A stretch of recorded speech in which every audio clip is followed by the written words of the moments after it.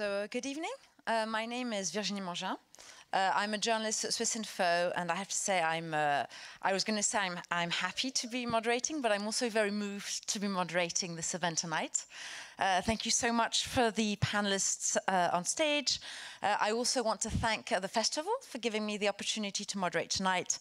And thank you all so much for being here. We've got a full house, and I can see that you really enjoyed this film. So thank you all for being here tonight. I will be moderating in English and asking questions in English for the first 45 minutes or so, and then I'll be opening up the floor for the last 15 minutes. Do feel free to ask your questions in French. I can translate. That really isn't a problem, so we'll see how it goes. Okay, so thank you very much. I will start off by introducing our four panelists. So on the right over there, we have the two co-directors of the film, Amy Williams and Ayla Hussein. Thank you very much.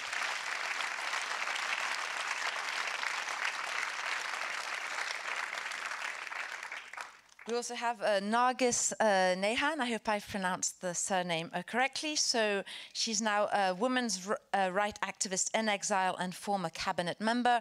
And we saw her work and her engagement on the movie. And we also have Phil Lynch, who's director of ISHR, so that's International Service for Human Rights. And your NGO, Phil, is a part of a global campaign advocating for to recognize gender apartheid as a crime. So thank you all for being on stage tonight.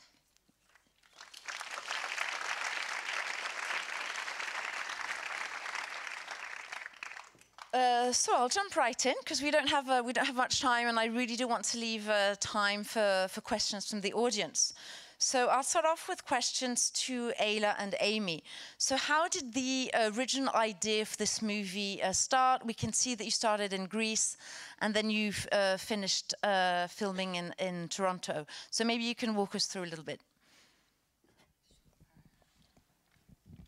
I think the mics are on. Just you hear me? Well, bonsoir. I just want to start out by thanking you all for your presence tonight and showing up for this, for our world premiere of this film. It was a very difficult film to make, and I think a difficult film to watch. Even for me, watching it, I'm just stunned by, you know, what I saw of the film that we worked on for 2 years. And I'd like to thank the festival, it's a perfect venue for us, and we're really honored to be here in Switzerland, which is, I believe, one of only 4 countries that has an automatic asylum for Afghan women and girls. But I think there's some problems in your parliament keeping that alive. But thank you, Switzerland. I am American, and I moved to Greece 5 years ago. I was really fascinated and moved by the refugee crisis, the ongoing crisis there. And besides being a filmmaker, I also founded with colleagues of mine an international NGO called Global Girl Media. And we train young women in citizen journalism and media education around the world. And we opened a chapter in Athens that served refugee women. And many of them were Afghan, Iranian, Syrian, and Greek. And this project actually was the inception of these young women who knew that the parliamentarians were coming to Greece as what they call a lily pad country on their way to Canada. And there were 63 of them that were given temporary asylum in Athens. And these young women and I would go and meet with them. They were just weeks out of Afghanistan. They were in shock. They were angry. But they were always resilient, and they were always working. I will never forget going to this sort of dumpy Greek fishing village where they were put up in an old hotel, crammed into these rooms. I think you saw some of it in the film. And they would get up very early in the morning and exercise together, and then they would plan what they were going to do and how they were going to respond as decree after decree was coming down. They would walk down to the ocean and to the sea, and one of them wrote in the sand, you know, we will never forget Afghanistan. And as the waves would come up and wash it away, you know, and I wasn't quite sure where this film was going to go. I was just sort of witnessing their pain with these young Afghan refugees who had been living in Athens illegally, not in a hotel, some of them in the streets and some of them in refugee camps. And they spoke the language. Obviously, I didn't. They shared the same pain and the same love of a country that they thought they could never go back to, but they also looked up to women like Nargis. They saw them as their hope for who they might become and how they might return to Afghanistan. And certainly when we started this film, we never thought that they would be in Canada so long. We actually thought that maybe they would be coming back within a year and the Taliban would just be a bad dream. So that's the origin. And when they did finally get asylum in Canada, I reached out to Canadian producer Nadine, who's here with us, and Alia, and we started working in Canada. And I'd also just like to acknowledge that one of the global girls of that original team in Greece is in the audience with us too, as well, a young Greek woman, Andriana. So that's how it started. Okay, thanks very much, Amy. I think one of the most striking and striking strengths of the film is really the intimacy that you created with these women, and we kind of feel in the room with them. How difficult was it to establish this trust?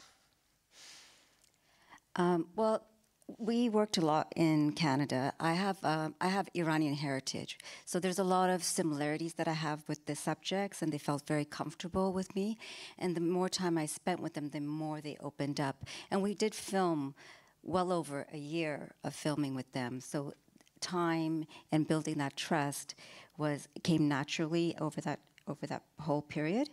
And yeah, I think when we had conversations also when the camera wasn't there. And that way, we wanted them to also be involved in their storytelling. We wanted to make sure that they were comfortable. We were not going to put them at risk, because this is very important for us, that their lives or the people that they have left behind were not going to be put in danger. And they trusted us. And that's always it's a challenging thing with documentaries when you're making a film, is gaining trust with your subjects. Well, not with your subject, with your protagonists. And it takes time, but I think it worked out. I think also the women themselves knew each other. The three from Greece anyway did. And then Nilüfer knew Nargis, and so they all sort of said, we're going to participate in this. And it was a huge risk, and I'd love to hear Nargis on this, especially Zefnoon, whose two daughters are still in Afghanistan and were in hiding. And she did take a very big risk to be in this film. So, I mean, you mentioned the risks. Nargis, do you feel that some of your family members or family members of the protagonists will be at risks after seeing this film? Thank you very much. Before responding to your question, I have to thank the makers of this movie. It was not an easy journey and quite a difficult one. And I was just watching this and remembering all those times that we were meeting and we were trying to make this movie. But in the meantime, I was just stepping back and thinking that actually we are using technology, perhaps for the first time, in the best possible way for documenting the injustice that happened to a country, to a society, by superpowers. But we are also documenting the resistance of that society. This is going to remain there. And generations after this will watch that. They will see what happened to Afghanistan and how resilient the people were. So I really thank you for that. Now coming back to your question about the security, it's only a documentary. I remember that when I was talking to women, when they were preparing and to go to take it to streets and protest for their right, I was begging them. I was saying, at least hide your faces when you go on the streets, so that at least you're not recognizable. But there was so much of grief and anger on their side that they were like, I am going with my open face so the Taliban could recognize me, the world could recognize me, and they can see that how angry we are about the situation. I think one of the ways that women went on the streets and they protested for their rights and they took all those risks is to demonstrate their anger to the world for what they have done to Afghan women. I mean, yes, we talk about them about heroes, resilient, but it's not so easy to be resilient, to be that type of hero, that you know that a group like a Taliban is in front of you, they're surrounding you with the guns, and still you're going and you're saying, my freedom, and you're standing in front of them. It's not easy. For us, we have to remember that 22nd March is the day that official school days are starting in Afghanistan. It's going to be the 3rd year that the girls will be waiting, but still, they're not going to be allowed to go to school. It's not easy. This month of March, was the month in Afghanistan where parents were getting ready, preparing clothes in the simple possible way, buying bags for them, asking like what they would have. They were planning that, okay, 22nd March, after the first day, which is the first day of the year, which is 21st March, 22nd, I'm going to school and I'm starting a new year. It's the 3rd year that the girls are waiting and they don't have that new year in Afghanistan. Taliban have issued so far 90 decrees, and they have stripped away all rights of women. There's nothing left for a woman inside Afghanistan except breathing. I was just watching a movie when Zefnoon was talking to her family inside Afghanistan. I don't know whether all of you paid attention to that statement that little girl said or not. She said, I have only one hope, and that is to escape from Afghanistan. Now my question to you and to all your government is that, are you willing to host 40 million people? Are you? If you are not willing, then please do us a favor. Go and talk to your parliamentarians, talk to your governments, and convince them to change the situation in Afghanistan. Otherwise, put yourselves for just a second in the place of that little girl, that she has the only hope, and that is to run away from Afghanistan. This was not the hope that we had before that. I remember I was traveling to south of Afghanistan, which is the most conservative area. And when I was meeting the young girls, they were telling me that we want to go to school and we want to become minister like you. But today you ask them, they say, I want to run away. Perhaps that's also because they saw me running away from my country. So that's, thank you for I mean, there's so many questions I could pull from all those statements. But one question I had for you is, we can see how difficult it is to rebuild your life in exile. We see so much pain, and sometimes we even see despair. Do you ever regret having left Afghanistan? I regret every day. I remember that several times when we were talking about the challenges that we are facing, not only with the Taliban, but with our allies, with those that they're flag bearers of democracy. We say, and especially when they tell us, oh, you're outside Afghanistan, like you don't know what is happening there. For us, it's important that we talk to those women inside Afghanistan. We were sitting in our houses when the Taliban came and took Afghanistan. We did not have any second passport. We did not even have a visa, most of us, in our passports, because we were very clear that we belonged to that country. But we saw the situation, that things fell apart. The emergency evacuation started. We came here. So our regret is that we are not with our sisters inside Afghanistan. We are not at the most difficult time by them, and that guilt is killing us. But then on top of that, we are working day and night. Like literally, we have no day, no weekend. I mean, Alia John has been the witness that how hard we are trying. because that is the only way that we can reduce that guilt. But still you come across that they will just easily dismiss everything that you're doing and saying that, oh, we prefer to talk to those that they're inside Afghanistan because it's important to talk to them. Yes, we're amplifying their voice. So even so far, 3 times at least, we have come to the point that we say, let's 30 of us get together and we just go to Afghanistan. The Taliban kill us, the Taliban detain us, whatever they do to us, that is much more better the situation that we have right now.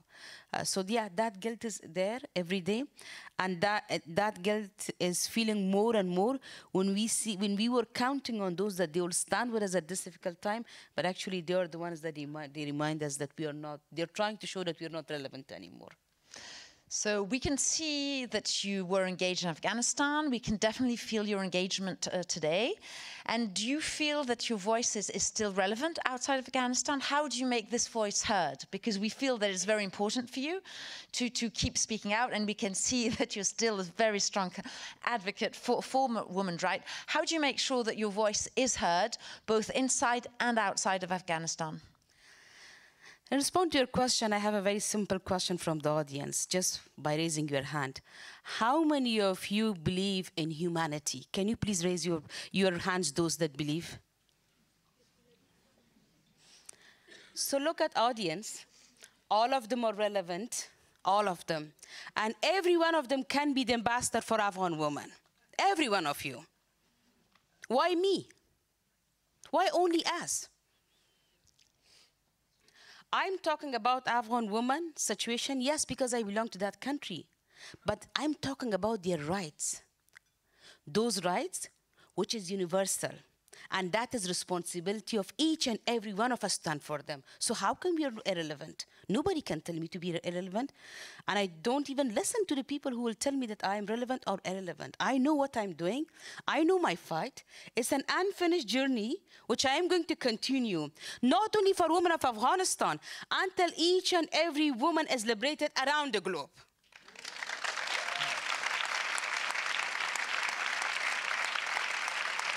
So nobody should ask me whether I am relevant or not. Whoever is working for equality, for justice, for humanity is relevant to our movement. Thank you.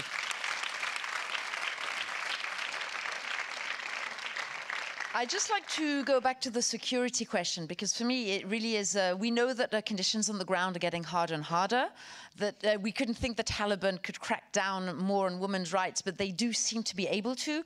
So we see the importance in the film of connecting with people in Afghanistan, whether it's other women or friends and family. So obviously the director's blurred the image. Today, is it still possible to communicate with people in Afghanistan safely? Is there still this space to communicate with them? What did I say when I inaugurated the platform in Canada? I said the world thinks the Taliban is stubborn. They haven't come across Afghan women seriously. We are much more stubborn than them. Those that are inside Afghanistan, whenever I talk to them, I keep on telling them that we respect your stand, your strategy, and the way that you want to fight for your rights. You want to fight for your rights, I'm with you to amplify it. I'm willing and I'm here to support you in any possible way. Just tell me what I can do. You think that the situation is not viable, you want to keep quiet, I understand that. I'll keep my distance from you. So yes, I'm in contact with thousands of women around Afghanistan because people count on you, and this is putting also a lot of pressure on you. You're getting, and now thanks to all these different platforms that we have, and like you're getting 100 messages in WhatsApp, another 100 in LinkedIn, another 100 in, because people will be using different mediums to communicate with you. They are expecting you to raise their voice. They are expecting you to help them financially. They expect you to provide them with protection. And sometimes, yes, I also have this dilemma that Zefnoon is having, that I'm thinking that perhaps they are thinking that I am the Minister of Foreign Affairs of these countries or a Ministry of Interior or Finance. I am not. But it's the expectation, and you have to find ways to manage that expectation. So yes, the space is not there, but Afghan women are so creative, and they're finding so many different ways to be able to continue not only like advocating for their rights, but also to build their resilience. And interestingly, in many cases, they are right now the ones that they are going in their communities and they are mobilizing men. I'm actually running a civil society organization that has presence in more than 11 provinces of Afghanistan. I'm also part of several coalitions that they're having members from inside Afghanistan. And when I talk to these women, and every time that I ask them that, what do you think about this idea? Like, is it doable? Tell me. And then, like, with so much confidence, they're like, yeah, we will do it. Don't worry about it. In 3 weeks, we managed to have conversation with more than 500 women in 16 provinces of Afghanistan. I will share the report with all of you, actually. Or, like, if you're lucky, we might come to Geneva to actually have an event for that report. So that is the kind of, like, woman that you're dealing with. They have the will, and they are resilient, and they have the dedication, commitment to be able to make a difference and make themselves heard. Now, the responsibility depends on us and those of you who believes in women's rights and believes that we have to do about the situation, that how do we make sure that you provide them safe and secure support and amplify their voice, but then also make sure that we are not translating and making our own interpretation of what their demands are, what they want for Afghanistan, or what kind of solution they want for Afghanistan, because that is the dilemma that we are facing right now, that they will, for example, come and talk to you about their frustration, but then we also see some countries using that as excuse to go engage with the Taliban, because they say, oh, women from inside Afghanistan are telling us that they want changes, they want to see changes in their situation, so we have to go and talk to Taliban. Yes, go and talk to Taliban, but don't interpret those poor women's statements, because they ask you to change the situation for them, not for your own political engagement with the Taliban.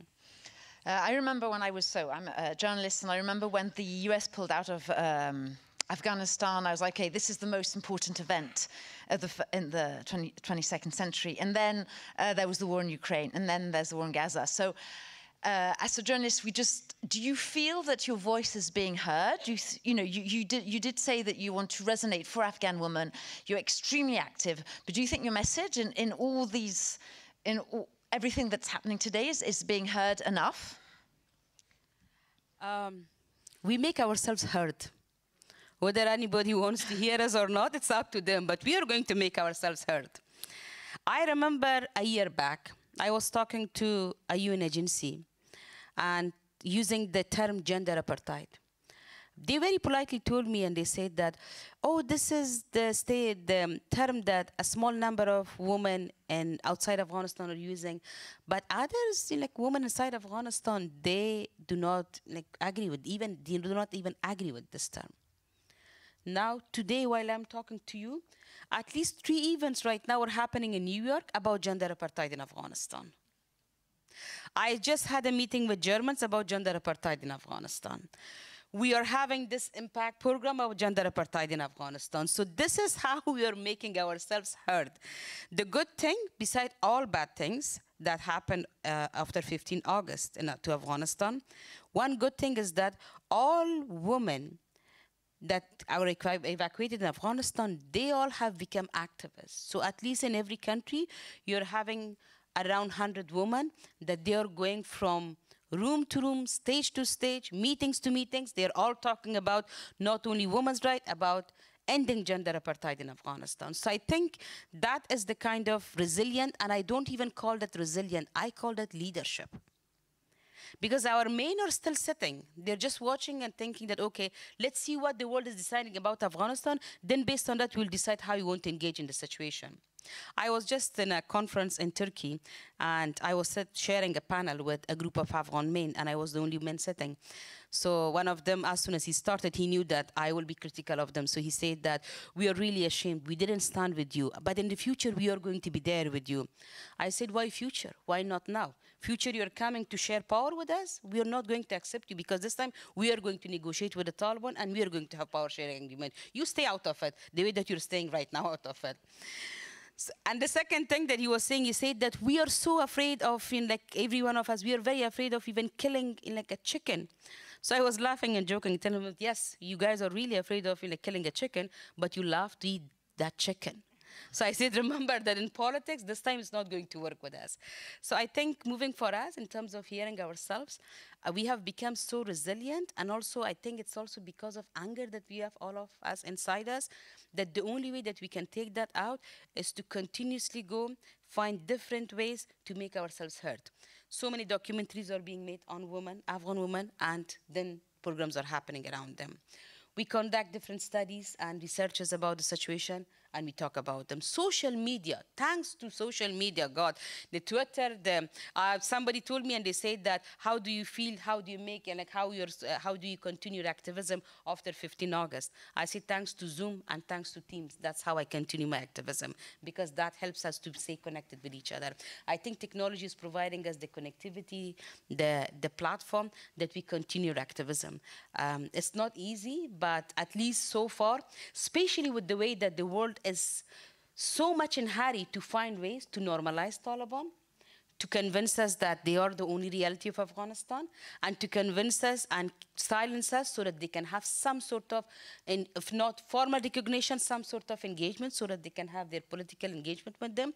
But we have been able to challenge that in the last 2 years, and that was something that's going to continue. Okay, thank you. Thank you so much. So before I move on to gender apartheid, which you touched upon, I'd like to go back with the engagement with the Taliban.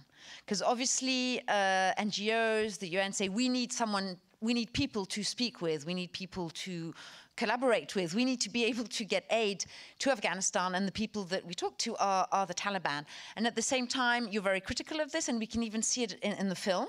That there's a sense of frustration with the international community with this engagement with the Taliban. So could you explain a little bit about where you stand on this, and what are the other ways we could help get aid to Afghanistan if it's not speaking with the Taliban and collaborating with them?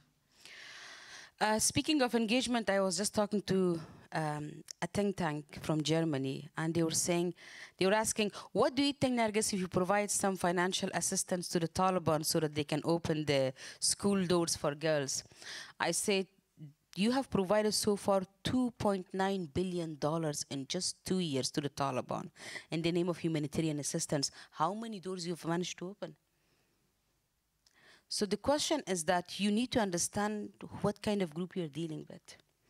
If it's a government that actually cares for the people, but in the meantime they have some restrictions, you can provide them some incentive and convince them to moderate that. But if you're talking with an ideological group who are taught nothing but violence, how do you expect that kind of leadership from them, that kind of governance from them, that they will be able to meet the benchmarks of that we have in the international mechanisms. I think for us it's very important. I'm sure that some of my Afghan sisters, if they listen to this discussion once again, they will criticize me or even bombard me. I'm personally not against engagement, because if we could open the door, and if we could, even if today we could convince Taliban that they uphold and reverse all those restrictions that they have on women, they form an inclusive government, they earn legitimacy from the people of Afghanistan, not force themselves on people of Afghanistan. I'm willing to accept them today without expecting anything and say, okay, you are the legitimate government of Afghanistan, we'll continue our work. We're willing to do that. And that is despite all the atrocities that they committed in the last 20 years. But the problem that we are facing, on one hand, we see no concession, no compromise from the side of Taliban. But on the other hand, we keep on seeing that the international community coming and talking to us and telling us that, oh, you're against engagement. We say we're not against engagement. We're saying that make sure that the engagement is producing something. It's not that the world was not engaged with the Taliban. They were engaged with the Taliban. That's why they had the Doha peace deal with the Taliban. It was the result of an engagement, yeah? After our evacuation, they are still engaged. Their ambassadors are going and visiting the Taliban. They're taking pictures with the Taliban. They're posting on social media with the Taliban. So I just don't understand when they say that we are against engagement. They are doing the engagement whether we like it or we don't like it.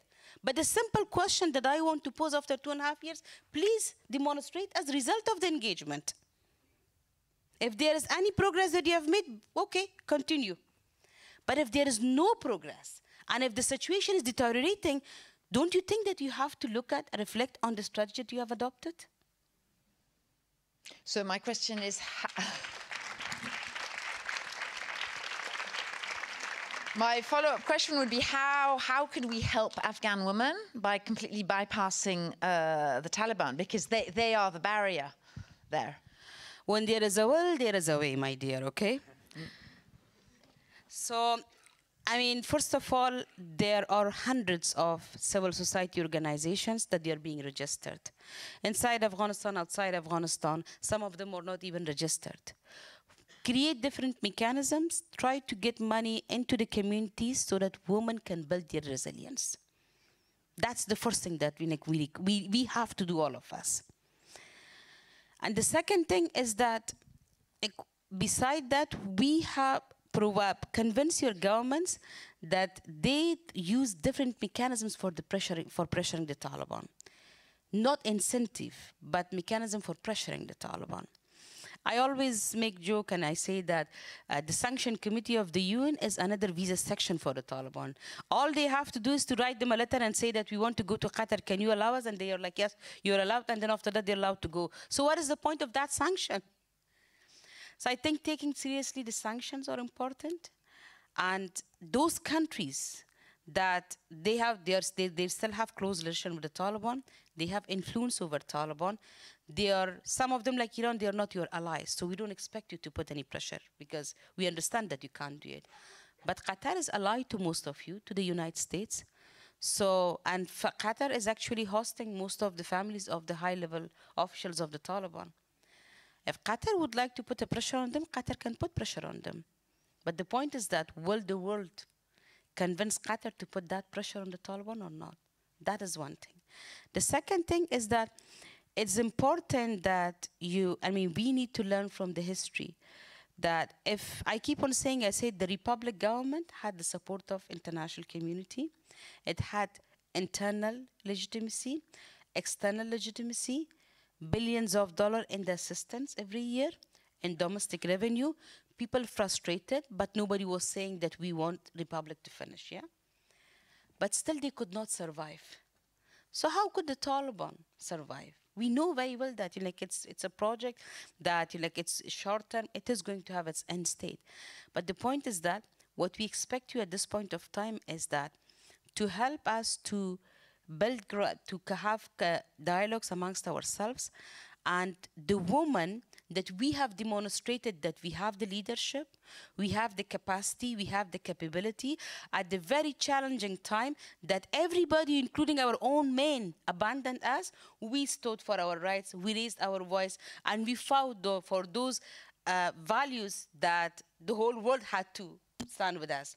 So please recognize our leadership, our resistance, and our resilience, and help us that we craft a political pathway for Afghanistan that is facilitated and led by Afghan women, because we do have the capacity that we can bring all political factions together, convince them to work together, build a united front against the Taliban, and then put that pressure on the Taliban that people are organizing themselves. We can also convince these people that they can mobilize people inside Afghanistan, because then that can convince Taliban that, okay, alternatives are coming together if we do not act. But for that, we need a long-term strategy, and that strategic partnership that's required. But most importantly, we really need the world to demonstrate in action that they believe in women leadership. Because to be honest too, in the last 20 years, they did not do this. Yes, when they go to stages like this, all of them were speaking so nicely about women's rights that you're every one of them are much more better activists than most of us. But then as soon as the event is over, they go, the hard talks such as security, economy, and foreign relation, regional politics, and everything, then they go and they talk with the men. They don't talk with the woman. They will come and talk to us once again about women's issue. That's it. So we need to change that paradigm. Oh, thank you very much. So we have 10 minutes left before I open the floor. So Phil, I'd like to move over to you. So you're part of a global campaign to recognize and link gender apartheid in international law and call it a crime. So before my first question to you is, what is gender apartheid? How would you define it? I mean, gender apartheid is what you saw in the film. Gender apartheid is a system of laws, policies and practices that in a widespread, systematic, institutionalised way suppresses and subjugates women and denies them their fundamental human rights. For ISHR, the organisation with which I work, what's really critical to the campaign to recognise and codify the crime of gender apartheid is that it's being led by women human rights defenders and peace builders and leaders from Afghanistan and from Iran. And it's absolutely critical that we recognise their experience and expertise and that we shape an international law and discourse that responds to that. So concretely, once it's recognised by international law, what will that change on the ground for Afghan women and Iranian women? Like, I mean, the first thing to understand is, I guess, why the framing is so critical. Because there's a legal process and then there's also a narrative process. And I think for many women from Afghanistan, the recognition of what they face as a situation of gender apartheid is critical. It honours and recognises their lived experience. It's also critical because, as Nargis has said, one of the concerns is normalisation of relations with the Taliban. And apartheid is an illegal situation. It's and the recognition of the situation in Afghanistan as one of gender apartheid is a safeguard against normalisation. It's a way to maintain the pariah status of the Taliban. It's also a way of expressing solidarity with women and girls in Afghanistan. And then when we think about the legal recognition of the crime, it opens the avenue for investigation and accountability at an international level. It also opens the pathway for the exercise of universal jurisdiction in places like Switzerland. And also critically, the crime of apartheid imposes obligations not just on the perpetrators of apartheid, but on third states and corporations to take active measures to prevent and suppress apartheid. So could you name some of these concrete measures that states and organisations could take once gender apartheid is recognised as a crime? Well, I don't think that they need to wait until gender apartheid is recognised. I mean, I think there's a significant number of steps and measures that states should be taking now. I mean, number one, first and foremost, they must listen to and amplify the voices, the expertise, the experience of Afghan women human rights defenders and political leaders, and ensure that they have a seat at every single table at which Afghanistan is discussed, and not just in relation to women's rights in Afghanistan. Secondly, the women human rights defenders that we work with from Afghanistan have been consistent in calling for the establishment of an international accountability mechanism, a mechanism mandated by the UN Human Rights Council to investigate and to collect evidence for the purpose of ensuring future accountability, as well as a process of truth and reconciliation to recognise that these crimes didn't just start in August of 2021. Many of them have root causes that predate significantly that time. But states can also ensure that they provide safe pathways and permanent protection. Very few states are still providing, are yet providing the safe pathways and permanent protection that are required for women and girls from Afghanistan. As Nargis has said, they can support financially and diplomatically local organisations as well as the organisations that Afghan women human rights defenders in exile are establishing, and they can take more steps to develop and impose smart, targeted sanctions against Taliban officials through travel bans, through targeting their assets and interests in places like Pakistan and Qatar, and also exercising leverage against Pakistan and Qatar as among the few states that do have some influence with the Taliban. So here I want to be like the critical journalist. I mean, when you talk about sanctions and international law, we saw that with Russia, sanctions have had a little to no effect. GDP is actually better than it was before the war.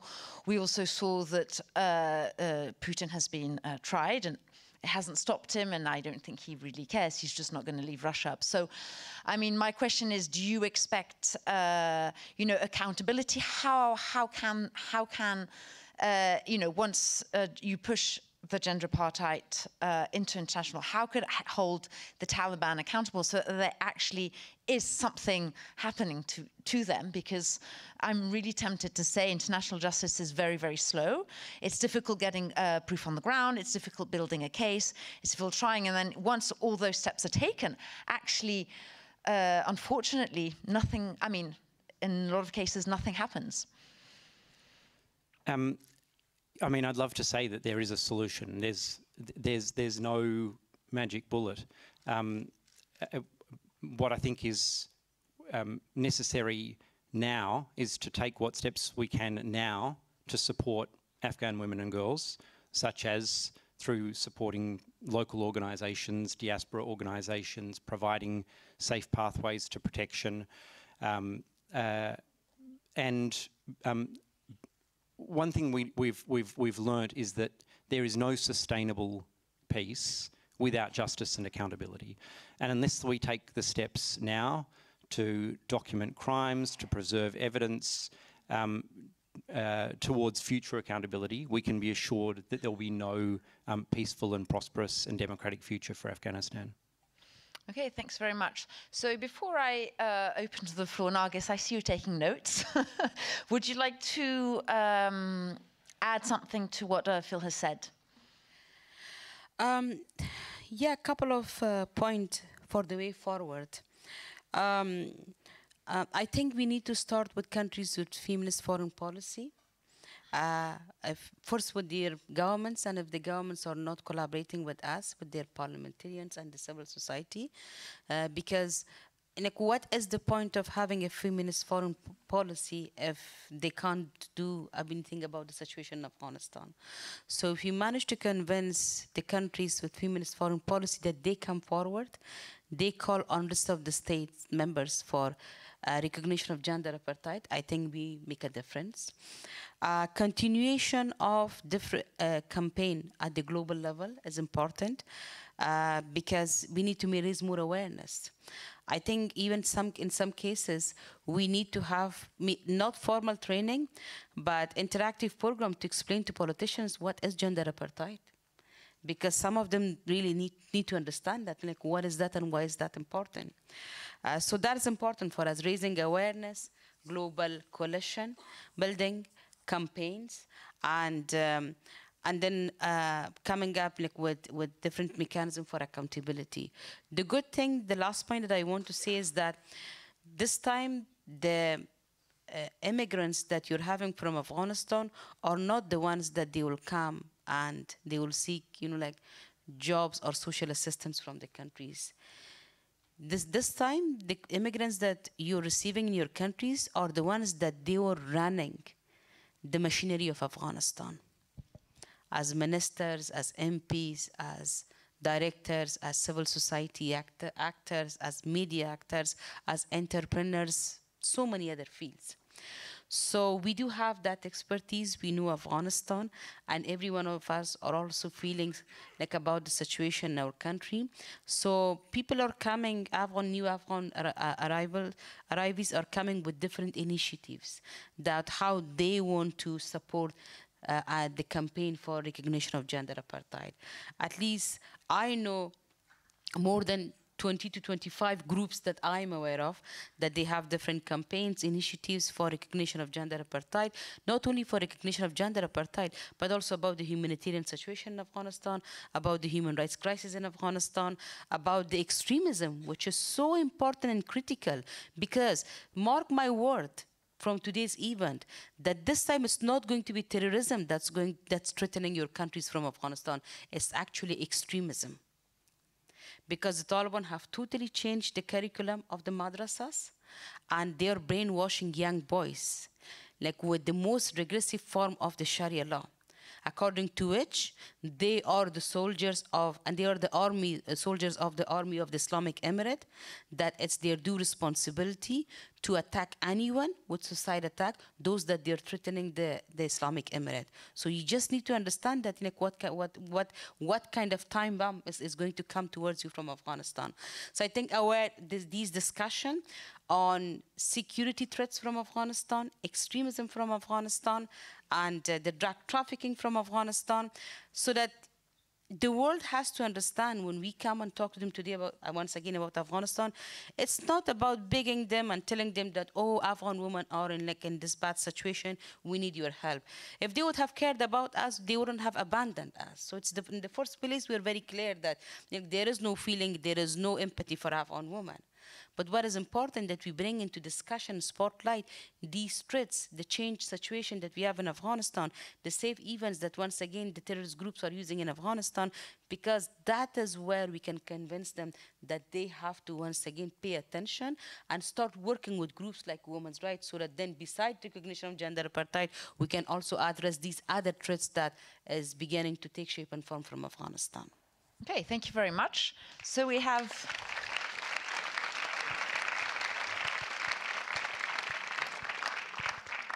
So we have 15 minutes left. I'll be taking questions from the floor. So just raise your hand and we'll be passing a mic around. I'll start with you.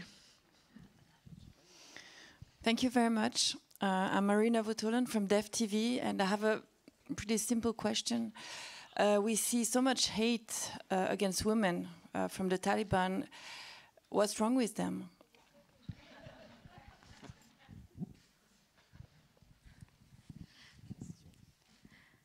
Should we take more questions, or should I perhaps like a few questions? Yes, so I see another hand raised over there in the center, in the middle. And just before you ask your question, I have to ask, I think, someone back there for we have to put up a QR code for the gender apartheid campaign. So I don't know who is the technician in charge of this. Oh, here it is. Okay, so I will just, here there's a QR code. So please scan. You'll find information about gender apartheid and a call to action about what you can do concretely to support the campaign. So thank you very much. And I'll move on to the second question now.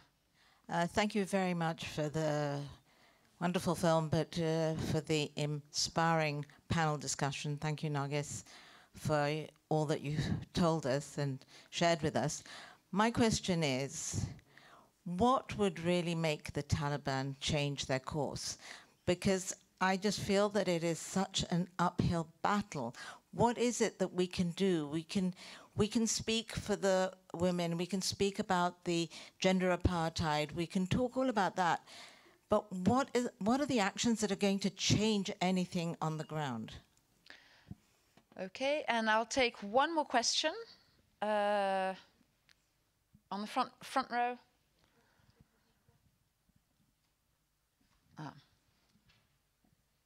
Okay, go ahead. Is it working? Yeah. نرگس جان سلام، خسته نباشید بابت مخصوصا سخنرانی الانتون. So you mentioned Sharia law also, and we all know this is not only the problem in Afghanistan with the Sharia law and with the gender apartheid in Afghanistan, but in different levels also in Iran and all Islamic countries around the MENA region. What steps do you think can be taken to kind of unite all the women and all the men in the region to push for prevention of gender apartheid and to hold those who are committing it accountable? Okay, so all over to you, Nargis. Thank you. Actually, I'm very passionate about the question that you asked. I'll start from the third, and perhaps that's also because I'm a left-hand person, so I prefer to start from the last question, because that's something that I've been working with it, and I very strongly believe in it. It was 2020 that for the first time I actually made the argument to one of the to embassies, and I said that the problem that you have is that you really do not understand the context of Islamic countries. You need to understand that the Islamic countries, the whole MENA region, is a society that our religion is very important for us. It's not only about the belief, it's about the way of living, the values, day-to-day life. It's so much embedded in us, right?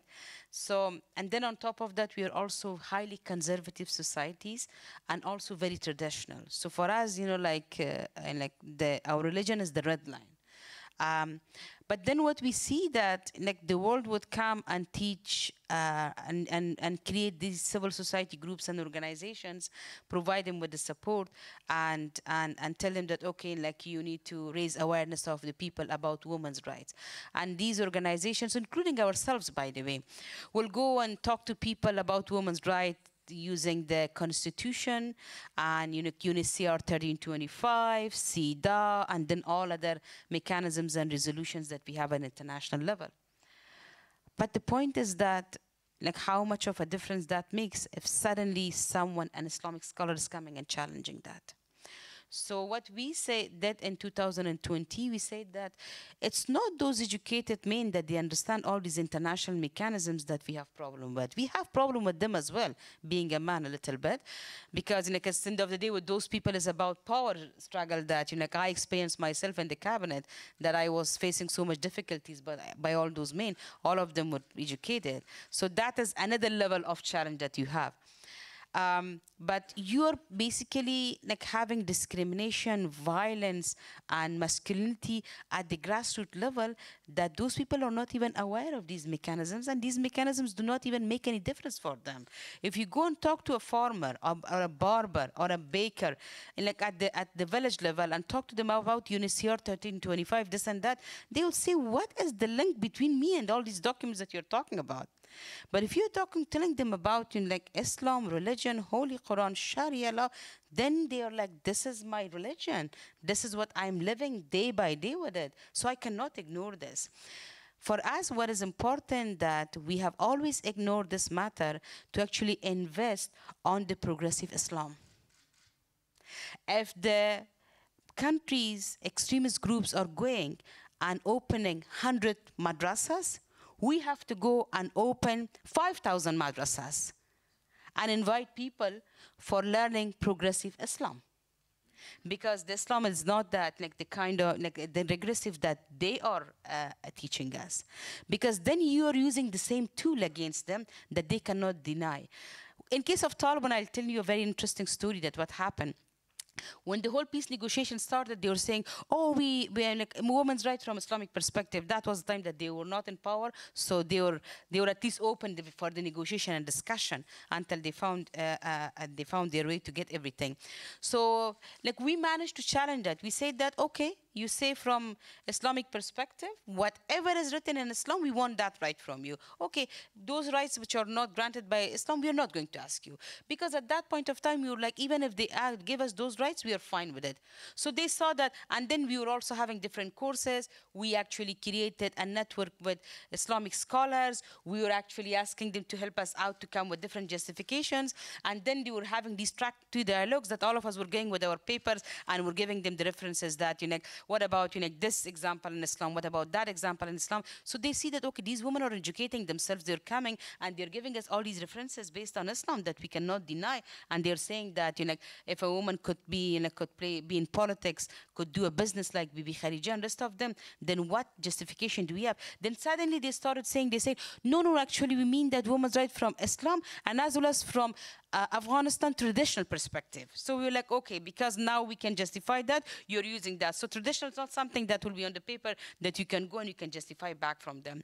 So my highest recommendation to all of you is that do not see investing in Islam religion in terms of education of the Islamic societies as a threat. see that as a way that you can work and you can challenge those extremist groups. Because if you don't do that, Islam is a religion and is having 22% of the population around the globe that is following this religion. So far, the extremist groups and the extremist governments are using this religion for spread of extremism, unfortunately, which is also eventually getting to terrorism. Now it's up to us whether we leave all this tool for them to use, or we also become proactive in using the same tool to be able to educate people with the most progressive form of it, with peace, coexistence, everything. We are right now working with the communities because the extremism is really at rise in Afghanistan. We are teaching communities how to resolve conflict from Islamic perspective, how to coexist from Islamic perspective. What is the responsibilities of the community's members for protection of vulnerable groups like women, poor, ethnic and religious minorities, all from Islamic perspective. Women's rights from Islamic perspective, because there is willingness from their side to receive it, and then we also see that it's easier for them to implement it. So I would say that we need to become more creative and get out of those boxes and all those 100-page long manuals that we have developed so far that is not making so much of a difference. Thank you. I saw, Phil, that you were writing notes. Do you want to follow up on anything that Nargis has said?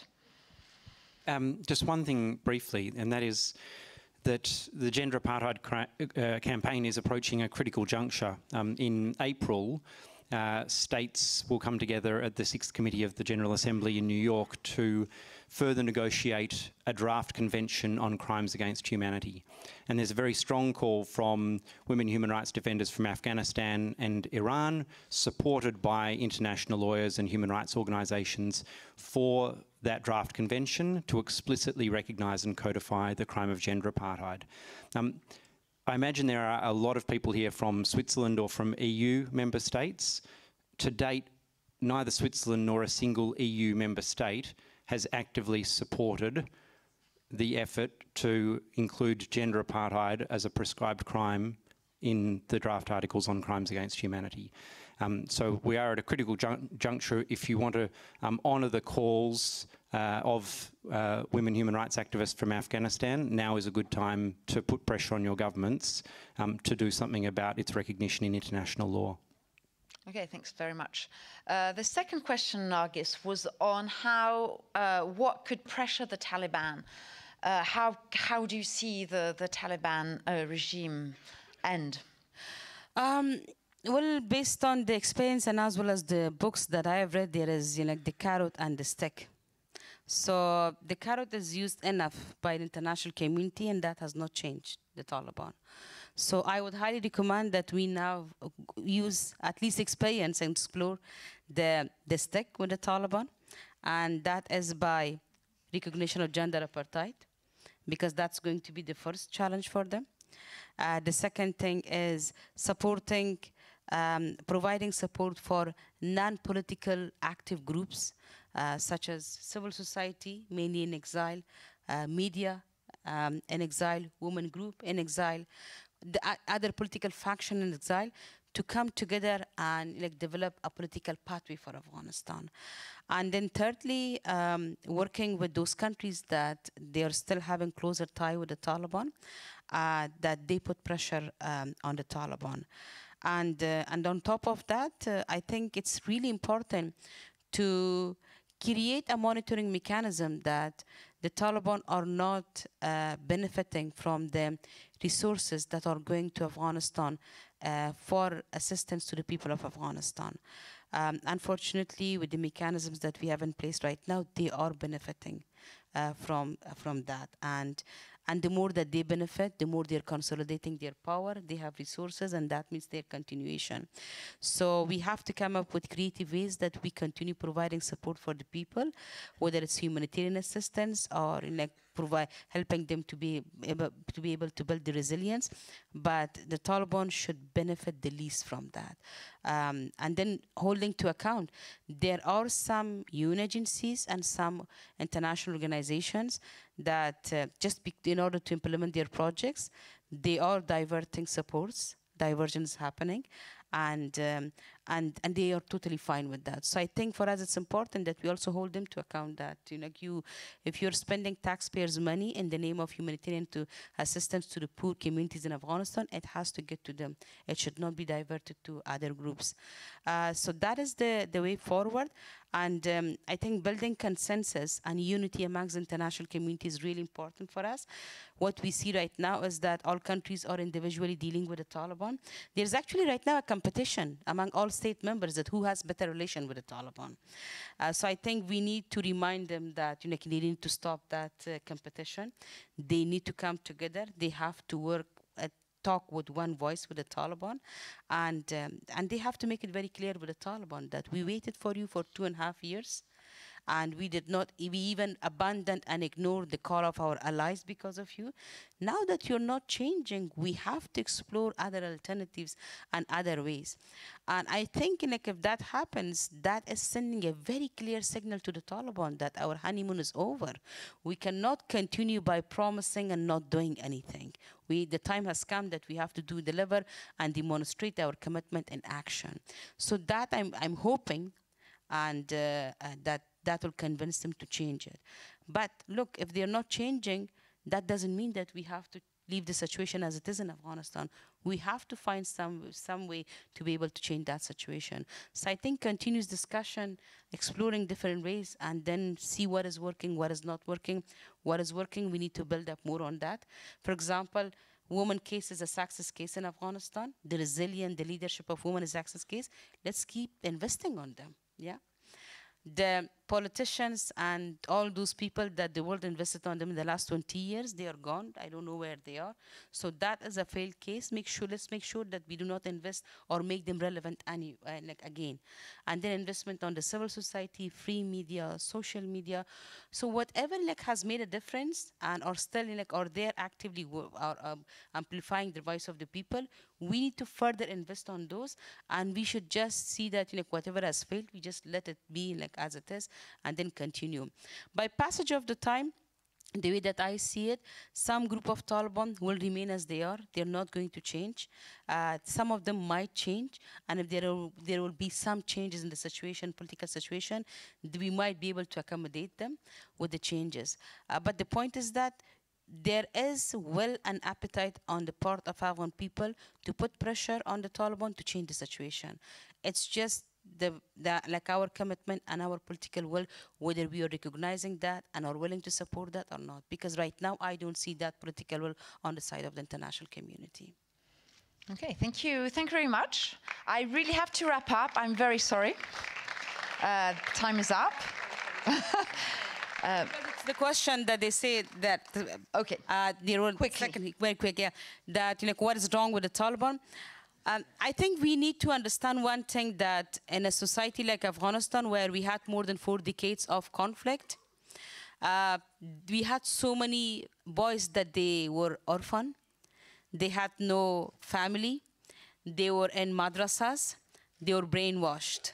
Most of the Taliban, if you talk to them, they're coming from that kind of background. That's why emotionally they cannot relate with you, because most of them do not even have their own family to understand that what is the meaning of having a mother and a sister. So I would highly recommend that at some point of time for their soldiers, we need to have rehabilitation centers. We need to help them, because they think that it's Afghan women that because of them, we did not get the recognition.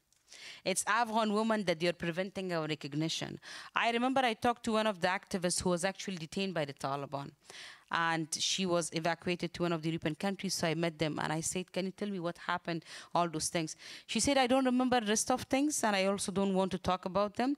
The only thing that I remember that as soon as they took me in prison, 3 men came and started beating me, and all of them said, because of you women, the world is not recognizing us. So they have their own valid reason for hating Afghan women, for hating rest of us. We don't hate them. We are just mad at them. We are angry at them because they don't respect us. They don't treat us properly as a human being that we deserve to be.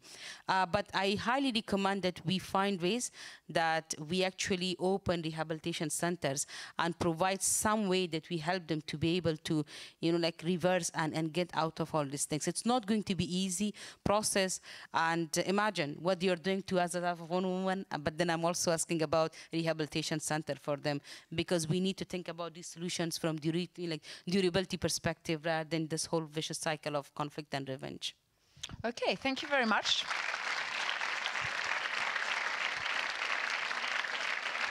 I had a last question which I didn't ask. And do you see any light at the end of the tunnel? And I have to say that just listening to you, I see a lot of light. So, and I'm not going to ask you to answer it, because I think your character, your personality, and the passion and engagement you've put in all your answers really show that there is hope, there is action, there is resonance, and there is relevance. So thank you so much. And I will just... One word.